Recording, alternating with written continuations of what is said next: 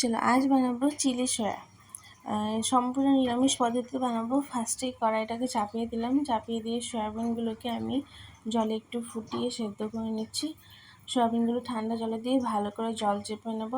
তার সাথে একদিকে মশলাটা বেটে নেবো। সামান্য একটু আদা কুচি, একটু লঙ্কা আর একটু টমেটো দিয়ে মশলাটা এবার সয়াবিনের মধ্যে 1 চামচ ওই মশলাটা দেবো, সামান্য হলুদ, সামান্য লবণ আর সামান্য লঙ্কা গুঁড়ো দিয়ে আর একটু সামান্য কর্নফ্লাওয়ার দিয়ে ভালো করে শুকনো শুকনো করে মাখিয়ে নেব।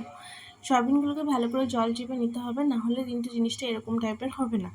তো তারপর কড়াইতে তেল গরম করে সয়াবিনগুলো একে একে ছেড়ে দিয়ে একটু নাড়িয়ে নেবো। সয়াবিনগুলো ভাজা হতে থাকুক, ততক্ষণ আমি আমার বাকি ইনগ্রিডিয়েন্টসগুলোকে কেটে রেডি করে নিই। পাশে একটু কাটবো ক্যাপসিকাম আর একটু গরম মশলা, একটু কর্নফ্লাওয়ার জলে গুলে নিলাম, একটু সামান্য সয়া সস আর টমেটো কেচাপ।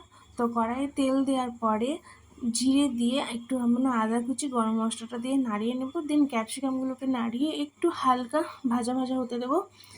ভাজা ভাজা হতে দেওয়ার পরে দিয়ে দেবো আমি আমাদের পেস্টটা, যেটা টমেটোর আদা দিয়ে বানিয়ে রেখেছিলাম।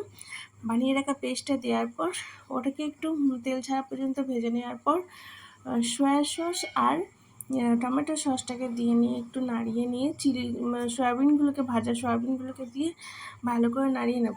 আর সামান্য একটু লবণ দেবো, যেহেতু সয়া সসে লবণ থাকে তাই লবণটা একটু বুঝে দিতে হবে।